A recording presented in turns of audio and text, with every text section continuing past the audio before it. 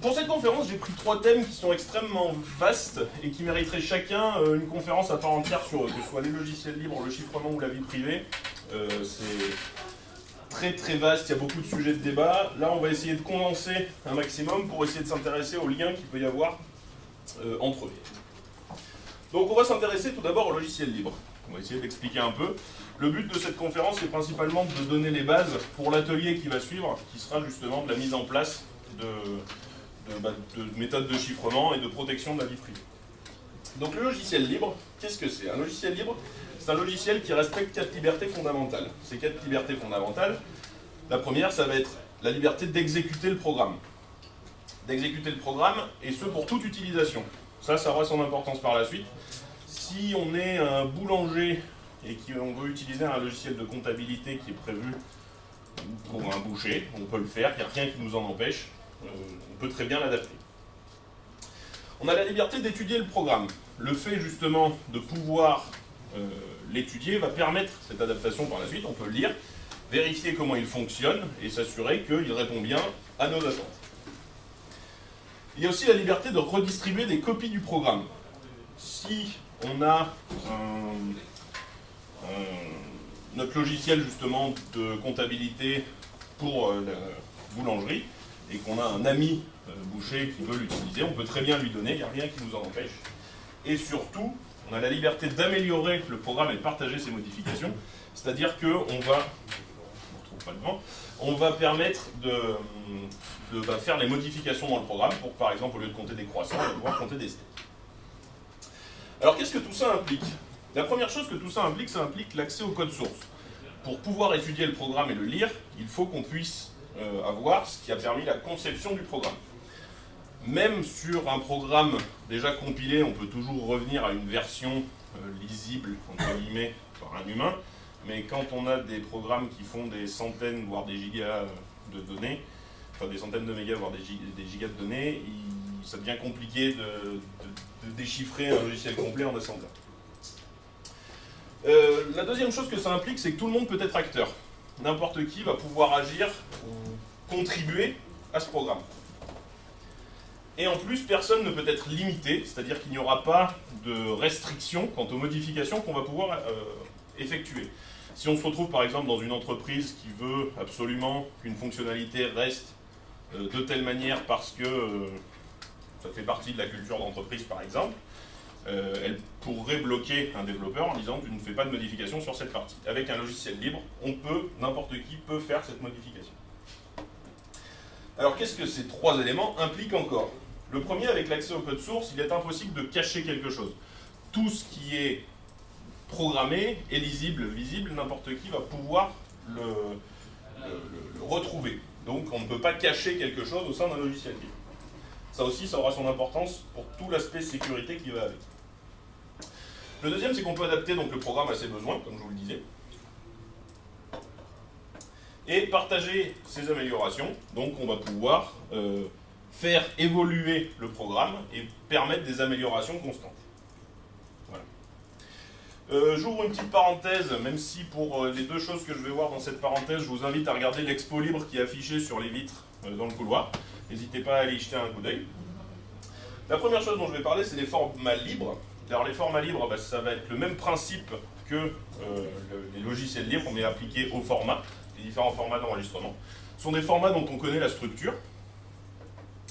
Et ça va permettre plusieurs choses. Le premier, c'est de garantir la pérennité des données. Même un logiciel qui a été codé il y a 20 ans, s'il a arrêté d'être utilisé, les fichiers qui ont été créés à partir de ce logiciel sont toujours lisibles, puisqu'il suffit de reprendre la même structure et de les lire de la même manière. Pareil pour de l'édition. La deuxième chose, c'est l'interopérabilité. On va permettre, à partir de ces mêmes fichiers, de les lire dans plusieurs logiciels. Plusieurs logiciels vont pouvoir les interpréter, voire les éditer. Et enfin, l'évolutivité. À force d'utiliser un format, on peut se rendre compte qu'il a des limites. Là, l'avantage du format libre, c'est qu'on va pouvoir effectuer des modifications quand elles sont demandées par la plupart de par une grosse partie de la communauté, et intégrer ces évolutions dans de nouvelles versions du format.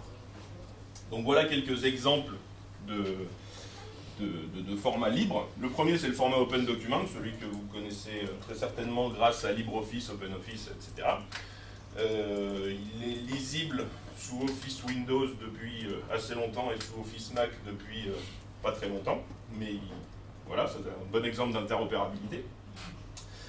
Le format PDF, aussi très connu et très utilisé.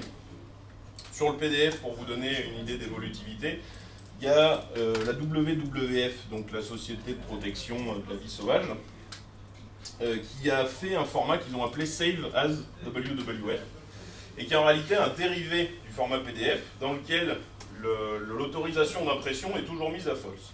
Donc on ne peut pas imprimer les documents qui sont sous ce format-là. En réalité, vu que c'est un dérivé du format PDF, il est très facilement possible d'inverser ceci pour les réimprimer, mais du moment qu'on reste dans leur format à eux, qui est un dérivé, on ne peut pas imprimer les documents. Après, le format HTML utilisé partout, le format TXT qui est le format texte brut, ça, pareil, il n'y a pas d'ordinateur qui ne sait pas le lire, ou encore les formats d'images PNG. Maintenant, les licences libres. Les licences libres, ce sont les licences qui vont encadrer l'utilisation d'un logiciel. La première chose qu'il faut savoir, c'est qu'elles sont très nombreuses. Il y a beaucoup de licences différentes qui existent et sur lesquelles il va y avoir soit des incompatibilités entre elles, soit des incompatibilités entre elles, soit des limitations supplémentaires d'une licence à une autre. Donc, elles n'autorisent pas toutes les mêmes utilisations, mais par contre, elles garantissent toutes les mêmes libertés, à savoir les 4 libertés principales qu'on a vues tout à l'heure. Les 4 licences les plus connues sont la GNU GPL V3. Alors, je précise V3, mais il y avait aussi la V2 qui est dans les plus utilisées. La version Apache 2.0, la licence BSD modifiée, ou la licence Expat, qui est une des licences MIT, le MIT ayant beaucoup de licences différentes, sont une des licences qu'on appelle MIT. Je vais vous donner 2 exemples particuliers, par exemple une d'incompatibilité, la version Apache version 1.1. Elle a quelques exigences qui la rendent incompatible avec la GNU GPL V3 mais V2 aussi d'ailleurs, comme par exemple l'interdiction d'utiliser des noms en rapport avec Apache dans le nom du logiciel. Ça, c'est une limite que ne permet pas la GNU GPL, puisque la GNU GPL, elle, permet d'utiliser n'importe quel nom, que ce soit Apache ou un autre. Donc du coup, ces 2 licences-là sont incompatibles entre elles. Mais elles sont toutes les 2 libres, puisqu'elles garantissent que le programme a bien les 4 libertés principales. La deuxième licence dont je veux vous parler, qui est une petite anecdote, c'est la licence JSON. La licence JSON, elle a une petite mention qui dit que le logiciel sera utilisé pour le bien et non pour le mal. Sinon, on pourrait penser que donc du coup, elle respecte bien toutes les libertés, mais en réalité, ça, c'est une impossibilité d'utilisation, une limite d'utilisation du programme. Donc du coup, ça ne respecte pas la première liberté des 4 libertés fondamentales, donc elle n'est pas considérée comme une licence libre. Voilà. Vous pouvez trouver des comparatifs de tout ça sur le site de gnu.org. Il y a un comparatif de toutes les licences libres et non libres. Vous pourrez voir une bonne partie des différences qu'il existe entre elles. Donc voilà pour refermer la parenthèse. Maintenant, je vais parler rapidement des logiciels libres, savoir un certain nombre d'entre eux. Ces logiciels libres sont assez souvent connus, puisqu'il y a des gens qui préfèrent utiliser un logiciel libre qu'un logiciel privateur. Et il y en a même qui sont plus connus que des solutions privatives. Par exemple, si je vous demande un lecteur de vidéo, les 3/4 des gens vont répondre VLC, puisque c'est, à l'heure actuelle, celui qui est le plus utilisé avant même des solutions propriétaires comme des Windows Media Player, QuickTime, etc. Un autre qui est extrêmement connu, c'est MediaWiki. Alors peut-être que vous ne le connaissez pas en tant que MediaWiki, mais c'est le moteur qui permet de faire tourner Wikipédia. Donc moteur testé par des millions d'utilisateurs par jour. Il y a aussi des langages de programmation. Les langages de programmation comme PHP par exemple sont des langages libres et ouverts. Il n'y a pas beaucoup de langages qui sont privateurs réellement, ou entièrement. Donc la plupart du temps, on va quand même tomber sur des langages qui sont libres. À propos de PHP, je vous rappelle qu'il y a le PHP Tour 2016 qui passe à Clermont-Ferrand cette année, c'est en mai. Vous pouvez vous renseigner, vous verrez qu'il y a de très belles conférences qui s'organisent. C'est à Clermont-Ferrand. Il y a d'autres logiciels libres qui sont aussi connus que des solutions privatives. Alors la plupart du temps, ils tournent en parallèle. Par exemple, Mozilla Firefox, vous connaissez tous Chrome, Internet Explorer, Safari. Mozilla Firefox réussit à faire son trou et est au même niveau que les concurrents. Il y en a d'autres comme Mozilla Thunderbird qui remplace par exemple Mail sous Apple ou Outlook sous Microsoft. Et enfin, il y en a deux autres. Alors, ça c'est parmi des millions et des millions de logiciels libres, mais il y en a deux autres que je passe aussi dedans. Par exemple GIMP et LibreOffice, que si vous n'utilisez pas vous-même, vous en avez forcément entendu parler en tapant Photoshop gratuit ou Office gratuit. Habituellement, c'est souvent comme ça qu'on les trouve. Donc voilà pour toute la partie logiciel libre. Maintenant, voilà, c'est la partie où il va falloir s'accrocher un petit peu. On va parler de chiffrement. Alors je vais toujours parler et utiliser le mot chiffrement, vous l'entendez peut-être sous le nom de cryptage. Cryptage, le mot n'existe pas. Donc on va utiliser le vrai mot qui est chiffrement. Mais vous avez la correspondance. On va voir un certain nombre de points avec le chiffrement. Déjà, qu'est-ce que c'est? Comment est-ce que ça marche? Dans quel cas est-ce qu'on s'en sert? Aujourd'hui, comme plus tard, on va voir. Et combien ça coûte? Alors d'abord, qu'est-ce que c'est? Le chiffrement, c'est le fait de prendre un document clair et intelligible, soit pour l'homme, soit pour la machine, et de le rendre illisible ou en tout cas ininterprétable par toute personne qui ne possède pas la clé de déchiffrement. Au niveau du chiffrement, il faut distinguer deux types de chiffrement. Le premier, c'est le chiffrement symétrique, et le deuxième, ce sera le chiffrement asymétrique. En ce qui concerne le chiffrement symétrique, comment ça marche? On a Alice et Bob. A et B, c'est toujours les noms qu'on utilise dans ce genre d'explication. Donc Alice et Bob veulent s'échanger des messages chiffrés. Pour s'échanger des messages chiffrés, ils se mettent d'accord sur une clé. Cette clé va permettre de chiffrer et de déchiffrer les messages, mais elle doit être conservée secrète, toujours secrète. Quand il y a le carré rouge, ça veut dire si cette clé venait à être découverte, alors le chiffrement serait compromis, quelqu'un d'autre pourrait interagir. Donc A et B se mettent d'accord sur une clé. Alice va écrire un message. Elle écrit son message, puis décide de le chiffrer. Elle le chiffre avec la clé X sur laquelle A et B se sont mis d'accord. Le message est donc devenu illisible par toute personne qui ne posséderait pas la clé. B va récupérer ce message et va déchiffrer le message à l'aide de la même clé X sur laquelle il s'était mis d'accord auparavant avec Alice. Puis il va pouvoir consulter le message. Ça, c'est le chiffrement symétrique. Symétrique parce que la clé qui sert au chiffrement est aussi celle qui sert au déchiffrement. Maintenant, le chiffrement asymétrique. Alors cette fois-ci, on part sur beaucoup plus de clés. Parce que A va avoir une clé qui n'est pas secrète, qu'on va appeler publique, et qui ne sert que à chiffrer des messages. Elle va aussi avoir une clé qu'on appelle privée, qui elle par contre est bien secrète, et qui elle ne va servir qu'à déchiffrer des messages. Pareil pour B avec ses propres clés. Alors cette fois-ci, comment ça se passe? A va écrire son message, comme au début, puis va chiffrer son message à l'aide de la clé publique de B. Donc c'est grâce à la clé qui permet de chiffrer des messages du destinataire que le message est chiffré. Le message est donc chiffré et inintelligible. On envoie le message, B récupère ce message et va déchiffrer le message à l'aide de sa clé privée à lui. Donc, on lui a écrit avec sa clé publique, qui peut être transmise à n'importe qui, et lui la déchiffre avec sa clé privée, qui elle est conservée secrète par lui uniquement. Il va ensuite pouvoir consulter son message. Maintenant, si B veut répondre à A, il va écrire son message, puis il va chiffrer la réponse avec la clé publique de A. Donc encore une fois, le destinataire. Le message est chiffré. J'ai volontairement mis d'autres caractères pour montrer que le chiffrement n'est pas le même.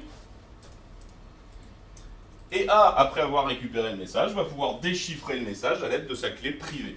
Sa clé qui sert uniquement à déchiffrer. Il va ensuite pouvoir lire son message. Donc voilà les deux types de chiffrement qui sont utilisés.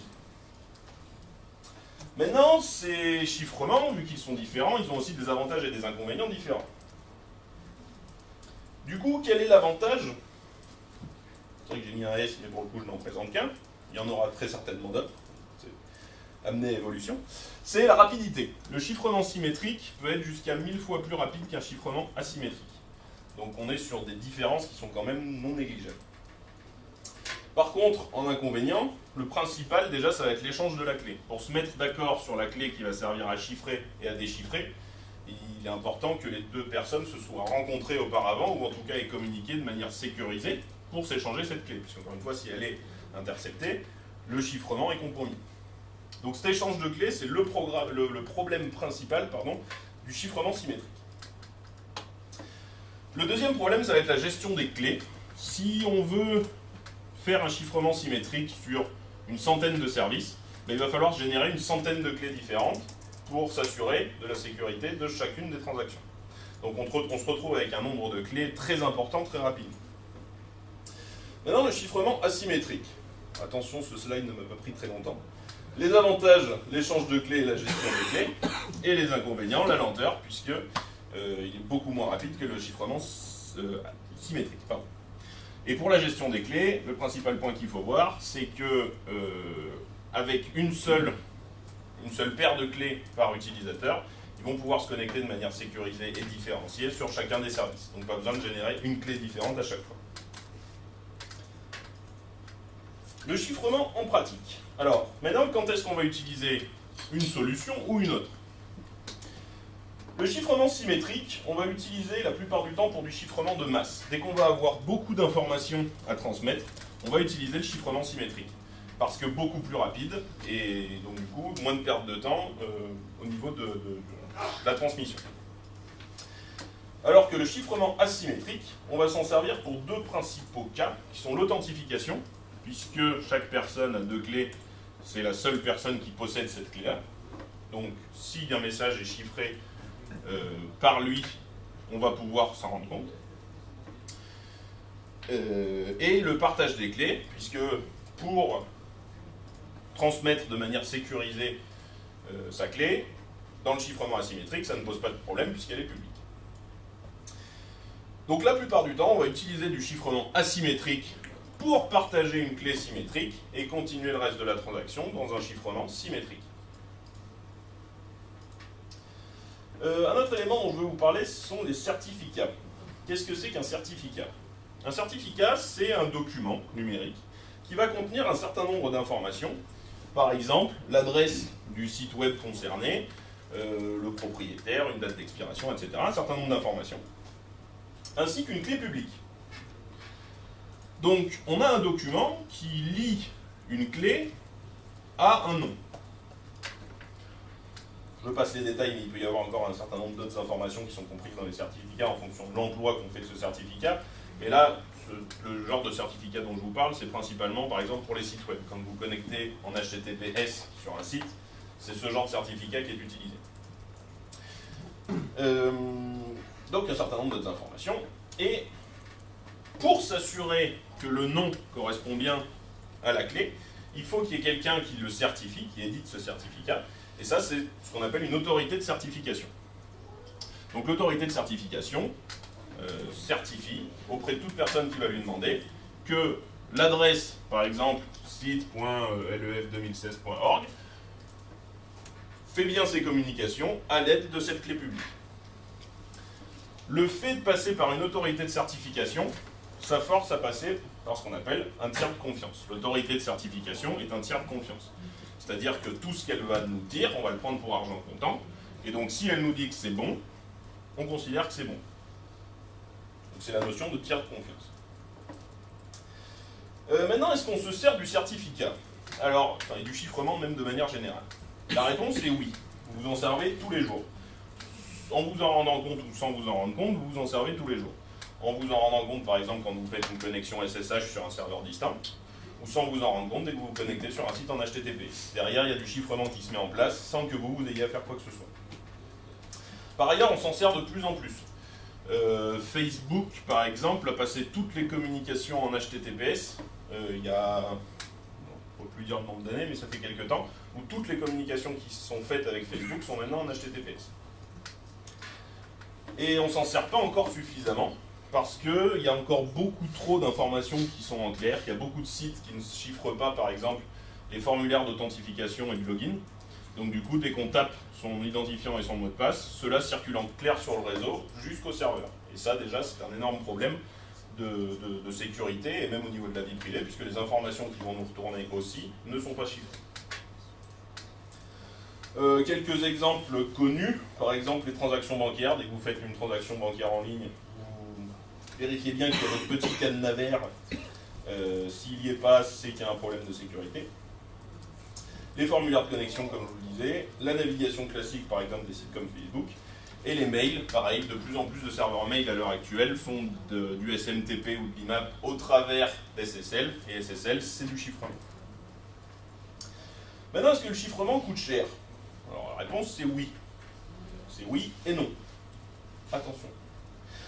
Donc on va voir déjà pourquoi ça coûte cher. Pourquoi ça coûte cher? Parce que déjà, toutes les autorités de certification, par exemple, il y a une infrastructure derrière qui est énorme. Il va falloir sécuriser les accès physiques à toutes ces machines qui permettent de savoir si un certificat est bon ou n'est pas bon.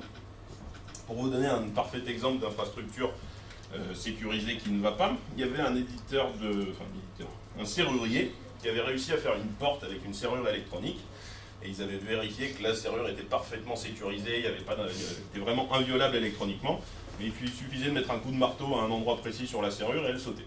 Donc l'aspect physique compte autant que l'aspect électronique. Donc les autorités de certification se doivent d'avoir une infrastructure sécurisée. Par ailleurs, ils doivent traiter des millions et des milliards de vérifications par jour, et ça demande de pouvoir traiter l'ensemble de ces demandes. Et ça, pareil, ça coûte de l'argent. Il faut des machines qui sont capables d'encaisser tout ça derrière. Donc, il y a des investissements qui sont faits à ce niveau-là. Et par contre, le chiffrement, ça coûte cher, et non. Par exemple, il y a des boîtes comme Start SSL qui donnent des certificats, une validité d'1 an, gratuitement, et des initiatives donc, comme Let's Encrypt, qui est portée par la Mozilla Foundation, qui a édité son millionième certificat d'ailleurs récemment, qui donne des certificats pour les utilisateurs. Par ailleurs, il y a un autre moyen que ça ne coûte pas cher du tout, c'est de s'assurer qu'on a chiffré le message, ou chiffré ce qu'on a envoyé sur sa machine, jusqu'au destinataire. Donc le chiffrement est fait à l'expédition et le déchiffrement est fait à la réception. Quelles que soient les infrastructures par lesquelles on passe entre les deux, on n'a pas à s'occuper de savoir si ça coûte de l'argent ou pas de l'argent, puisque le chiffrement est fait d'un côté, le déchiffrement est fait de l'autre. Donc en résumé sur tout ça, le chiffrement est à la portée de tous, n'importe qui peut mettre en place du chiffrement. Et maintenant, ça ne coûte plus cher de faire du chiffrement. Il se démocratise. De plus en plus de sociétés, de plus en plus de particuliers se mettent au chiffrement pour s'assurer de la sécurité et de la confidentialité des données. Et par ailleurs, c'est le seul garant de la confidentialité. C'est-à-dire que si vous envoyez un message non chiffré, quel que soit le réseau par lequel il passe, il y a un risque, une chance qu'il soit intercepté par quelqu'un. Alors ce quelqu'un, ça peut être une autorité gouvernementale, une société privée ou même un pirate qui serait intégré dans le réseau. Mais le seul garant de la confidentialité, c'est le chiffrement. Maintenant, la vie privée. Alors lui, ça va être assez rapidement passé, parce qu'encore une fois, c'est un sujet à débat. Il y a de très nombreux débats qui se font là-dessus. Donc je vais juste déjà rappeler une première chose, qui est l'article 9 du Code civil, qui est que chacun a droit au respect de sa vie privée. C'est écrit dans la loi, c'est prévu. La vie privée, c'est quelque chose qui compte. Donc un certain nombre de news de ces dernières années, c'est particulièrement mis à l'épreuve. On a vu ce que ça avait donné, notamment avec les documents Snowden, tout l'espionnage de masse qui était pratiqué par la NSA pendant de nombreuses années. Et j'ai jamais dit que c'était arrêté. C'est aussi menacé sous couvert de sécurité. Alors nous, en France, on est bien placé pour ça, puisqu'on a M. Cazeneuve qui a fait une loi permettant de mettre des boîtes noires. Des boîtes où on ne sait pas trop ce qui s'y passe, mais qui interceptent l'ensemble du trafic. Toujours pour contrer les terroristes, hein, bien sûr. donc toujours menacé sous couvert de sécurité. C'est pas moins important qu'avant, c'est pas parce que on est à la génération les anges de la télé-réalité et autres dictionnaires intellectuels que la vie privée n'a pas un sens. Donc c'est important, ça reste quelque chose qu'il faut protéger. Et on a tous quelque chose à cacher. Alors ça c'est justement la partie où je traite assez rapidement, c'est qu'on connaît tous un quelqu'un qui dit qu'il n'a rien à cacher, que ça ne change rien de mettre l'ensemble de ses données, etc. On a tous quelque chose à cacher, c'est sûr et certain. Et si c'est pas nous, c'est quelqu'un qu'on connaît, et dans ce cas c'est cette personne-là qu'il faut protéger, quel que soit l'aspect d'ouverture qu'on peut avoir sur ses propres données. À ce titre-là, je vous invite à aller regarder, donc là, si vous l'avez sur votre machine, vous pouvez cliquer directement sur les liens. Sinon, les sites je n'ai rien à cacher.fr, le Wikipédia, rien à cacher argument qui montre un certain nombre justement d'arguments pro et contre le fait de ne rien avoir à cacher. Et une excellente conférence qui s'appelle Si vous avez quelque chose à cacher, donc vous avez le lien ici. C'était une conférence qui avait été faite à Passage en Seine en 2013. Vous laissez regarder. Donc, à partir de maintenant, on va partir du postulat que la vie privée est importante. Pas de notion de débat, la vie privée c'est important. On va voir le logiciel libre, le rapport entre le logiciel libre et le chiffrement. On a vu tous les avantages qu'avait le logiciel libre et ce que pouvait apporter le chiffrement. Maintenant, pourquoi faire du chiffrement avec un logiciel libre est important. La première chose, c'est qu'on a un algorithme vérifié. Si un logiciel dit qu'il utilise le chiffrement AES, eh ben c'est qu'il utilise du chiffrement AES. Derrière, on va pouvoir regarder le code source et vérifier que c'est bien celui-là qui est employé. De plus, il n'y a pas de backdoor. Et il s'affiche mal. Bon, tant pis. Il n'y a pas de backdoor, c'est-à-dire que du fait qu'on a le code source et qu'on sait qu'il n'y a rien qu'il est possible de cacher à l'intérieur, ben, il n'est pas non plus possible de cacher des entrées dissimulées qui vont permettre de chercher ou de s'infiltrer dans le réseau par la suite. Par ailleurs, on est sûr de la fiabilité du chiffrement. Le fait d'avoir un code ouvert, ça veut dire qu'on va pouvoir le vérifier et que des personnes même plus expérimentées que nous vont pouvoir le vérifier et s'assurer qu'il n'y a pas d'erreur tout bêtement d'implémentation. C'est pas parce qu'on a mis un chiffrement AES, il y a un endroit où on devait faire quelque chose et où on s'est trompé, on n'a pas tout à fait fait ce que mathématiquement il est important de faire, et bien des personnes vont pouvoir se rendre compte de ça, faire la correction et retransmettre pour que le chiffrement soit fiable. Un exemple qui s'en rapproche, c'était Apple qui a fait, alors je crois que c'était sur une de leurs librairies justement de vérification de certificats, où il y avait 2 lignes qui étaient recopiées, et ces 2 lignes recopiées avaient pour effet que si un certificat respectait juste les 2 premières conditions, mais pas celles d'après, il était quand même considéré comme valide. Donc ça, c'est un problème d'implémentation, c'est au moment du développement qu'il y a un problème qui a été fait, et donc du coup le fait que cette partie-là était open source a permis de voir le problème et de le corriger. Donc justement, toute cette partie analyse et correction des erreurs, des personnes avec des compétences bien plus élevées que la plupart des utilisateurs vont pouvoir se rendre compte de ces problèmes et les corriger. Par ailleurs, personne ne peut empêcher quelqu'un de corriger un problème. Ça, c'est quelque chose qui, à son sens, on a vu par exemple des documents de la NSA ressortis par Edward Snowden, il y avait des sociétés comme par exemple RSA Security qui avaient des backdoors qui savaient qu'ils avaient des backdoors dans leurs différents systèmes et qui n'avaient pas le droit de les enlever parce qu'il y avait une pression du gouvernement américain qui leur demandait de les laisser. Donc là, avec un logiciel libre, personne ne peut obliger ce genre de blocage. Maintenant, le chiffrement et la vie privée. Alors, quel est le lien qu'on va pouvoir trouver entre eux? Tout d'abord, le chiffrement est le seul garant de la confidentialité, on l'a vu tout à l'heure, sinon il y a toujours une possibilité pour que les informations s'évaporent dans la nature. Mais c'est à condition qu'il soit maîtrisé. Comme je vous disais, vous faites une connexion en HTTPS avec un site. Prenons un exemple au hasard, Google. Votre connexion est sécurisée. Ça, vous le savez, vous passez avec un certificat HTTPS, il n'y a pas de problème, les informations que vous envoyez, personne ne peut les intercepter au milieu. Quand Google vous répond, il vous répond de manière sécurisée, personne ne peut les intercepter non plus. Mais il y a un endroit où on ne sait pas ce qui se passe, c'est dans les serveurs de Google. Est-ce que vos informations sont toujours chiffrées et ne peuvent pas être interceptées, ou est-ce qu'à l'inverse, tout est stocké en clair, et si une personne a accès à ces services, ces serveurs en tout cas, ils peuvent accéder à vos informations? La vraie réponse, c'est celle-là. Mais il y en a d'autres, on ne sait pas. Idem si vous vous envoyez des mails, par exemple, vous envoyez un mail de manière sécurisée au serveur de mail qui renvoie le mail de serveur sécurisé, etc., chez votre correspondant. Lui, quand il vous écrit, boum, pareil, sécurisé, au milieu, vous ne savez pas ce qu'il en est. Donc, potentiellement, une personne qui a accès à ces services peut récupérer vos données. La solution, c'est le chiffrement de bout en bout. Le chiffrement de bout en bout, c'est ce que je vous disais quand je vous disais que le chiffrement, ça ne coûte pas cher. C'est le fait qu'ici, vous chiffrez vos données. Ça peut passer par tous les intermédiaires que vous voudrez. De toute façon, le chiffrement est fait. Le message n'est pas... Enfin, on ne peut pas interpréter le message. En tout cas, personne ne peut déchiffrer le message à part le destinataire. Donc, ça peut passer par toutes les infrastructures que vous voulez, ça ne vous change rien. Le destinataire, lui, est capable de le déchiffrer. Et à l'inverse, quand il vous répond, il chiffre. Ça peut passer par ce que vous voulez et vous déchiffrez. Donc, le chiffrement de bout en bout. Donc ça fait partie des recommandations que je vous fais. C'est de, par exemple, toujours déjà se connecter en HTTPS, si c'est disponible. C'est pas du bout en bout, mais au moins vous empêchez toutes les possibilités d'interception de vos messages dans un même réseau. Utilisez un VPN personnel lorsque vous le pouvez. Alors, pourquoi personnel et pas celui d'une entreprise? C'est que rien ne vous dit que l'entreprise, elle, ne récupère pas vos données en sortie.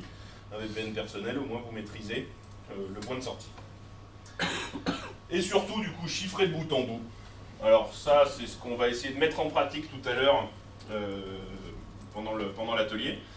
Ça va être l'utilisation, par exemple, de protocoles comme OTR ou PGP, donc pour Off the Record ou Pretty Good Privacy, qui, eux, sont des protocoles de chiffrement entre une personne et une autre. Donc du coup, pareil, quels que soient les intermédiaires, ça ne vous change rien, puisque le message déchiffré ne peut être déchiffré que par la personne qui va réceptionner votre message.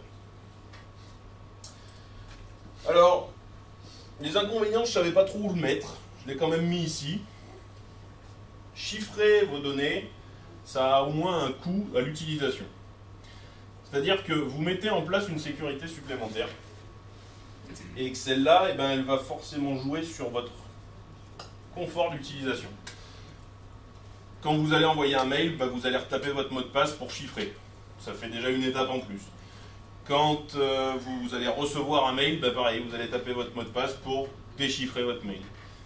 Quand on va vous envoyer un mail chiffré et que vous n'êtes pas sur votre ordinateur où il y a votre clé, etc., bah, soit vous avez une machine qui est configurée ou un téléphone qui est configuré avec votre clé pour le déchiffrer, soit vous allez devoir attendre d'avoir accès à votre machine pour le lire, etc. Le confort d'utilisation se retrouve diminué. C'est la grosse problématique en sécurité de manière générale, c'est de trouver la bonne balance entre confort d'utilisation et sécurité. Donc le fait de mettre du chiffrement, on est un peu plus sécurisé, mais du coup on perd en confort. La deuxième chose, c'est la mise en place. Au début, il va falloir mettre en place toutes ces possibilités de chiffrement. Ne serait-ce que d'apprendre à se créer des clés publiques et privées, d'installer les logiciels qu'il faut, etc. Ça, c'est une problématique au début qu'il va falloir réaliser. Donc voilà, il y a quelques inconvénients au chiffrement, mais qui sont largement compensés par la sauvegarde de votre vie privée, qui encore une fois a un intérêt. Je suis allé plus vite que ce que je pensais. Donc si vous avez des questions, n'hésitez pas. Je vous rappelle, c'est une conférence sur le logiciel libre, chiffrement et vie privée. Donc non, n'hésitez pas si vous avez des questions sur le chiffrement. Il y a certaines parties que j'ai traitées assez rapidement, parce qu'encore une fois, c'est 3 sujets de conférence à part entière. On peut en parler des heures, et le but c'était surtout de voir le lien entre les deux, et que tout le monde ait les bases pour faire l'atelier ensuite, en comprenant ce qui se passe. Voilà. Oui. Comme tu dis que par exemple on va installer nous-mêmes un VPN pour utiliser, en fait il va faire quoi exactement? Il va juste chiffrer avant que ça sorte sur internet ou... Alors l'avantage du VPN, c'est qu'il va chiffrer entre ta machine et le point de sortie. Donc la sortie du VPN, habituellement ton serveur VPN en UE. Ce qui fait que toutes les communications entre toi et ton VPN sont chiffrés. Quand tu te retrouves sur un, par exemple, c'était sur un Wi-Fi public, comme par exemple le Supinfo Open Wi-Fi que vous avez désormais, toute personne sur ce réseau peut intercepter les données. Donc le fait de chiffrer toutes tes communications entre toi et ton VPN qui sert lui de point de sortie sur Internet, toutes les personnes qui sont dans ton réseau ne peuvent pas intercepter tes données à toi. En tout cas, s'ils le font, elles ne seront pas lisibles. Donc le but du VPN, c'est d'enlever cette première couche où les gens peuvent récupérer des données, c'est-à-dire en étant juste à côté. Donc ça veut dire que d'ici tu te connectes à ton VPN genre qui est chez toi, et du coup donc tu passes par chez toi. C'est ça. Et ensuite je ressors par chez moi sur Internet. Tout est retransmis à mon VPN, chiffré entre mon VPN et moi, et j'ai le résultat de mes recherches sur ma machine. Voilà. Il y a d'autres questions?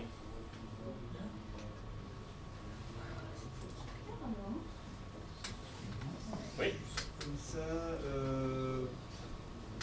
avec le HTTPS, il y a il y a chiffrement et certification. Peut-être aussi dire aux gens que du coup, quand on fait des certificats autosignés, c'est pas la fin du monde, faut juste s'habituer à la page, attention, cette certification. Et c'est là que Let's Encrypt aussi joue, c'est que maintenant on peut faire un certificat qui est certifié et qui est gratuit. Oui. Donc ça c'est l'énorme avantage de Let's Encrypt. Alors effectivement, les certificats autosignés, on revient dessus.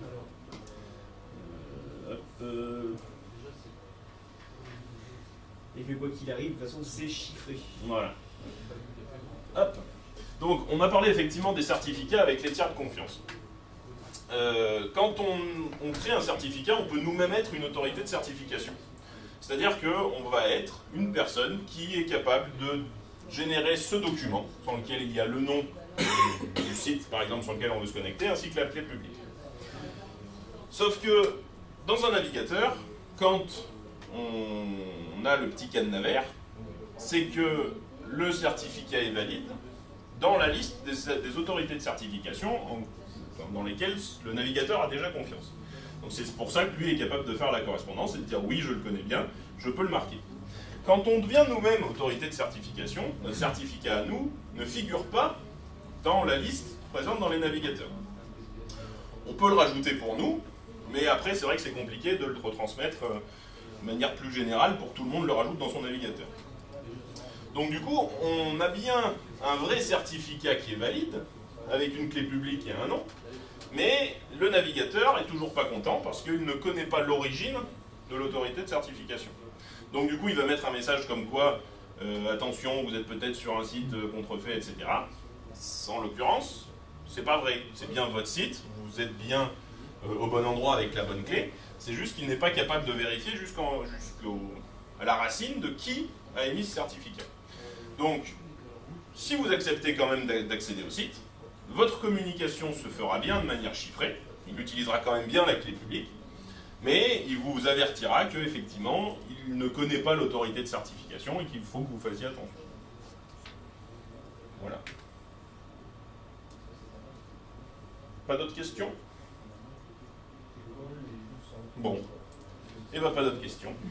Eh ben, dans ce cas, je vous laisse, on va dire, un bon quart d'heure de pause et puis on enchaîne après avec l'atelier où on va mettre en place, je vous donne déjà le programme, on va mettre en place Enigmail sur un Thunderbird, donc un Mozilla Thunderbird. Cet Enigmail va permettre de se créer un couple de clés publiques et privées et avec lesquelles on va pouvoir ensuite envoyer des messages chiffrés et on va pouvoir nous envoyer des messages chiffrés. Voilà. Donc on va voir un peu toute cette mise en place. En plus de ça, on va regarder HTTPS Anywhere, qui est un plugin qui essaye automatiquement de passer en HTTPS les sites sur lesquels vous vous connectez, quand il propose une version chiffrée ou non chiffrée. Un autre plugin qui s'appelle Decentralized. On verra le concept de ce plugin-là. Et après, sur smartphone, des messageries chiffrées qui sont suffisamment, on va dire, reconnues. Alors, je suis en train de penser que dans ma tête, tout le monde avait des Android, mais Je viens de voir un monsieur Apple avec qui je dis non, bien sûr que non. Donc on essaiera de trouver des solutions fiables sur l'iPhone aussi. Donc voilà, tout ça sera dans l'atelier. Donc bonne pause et à tout à l'heure.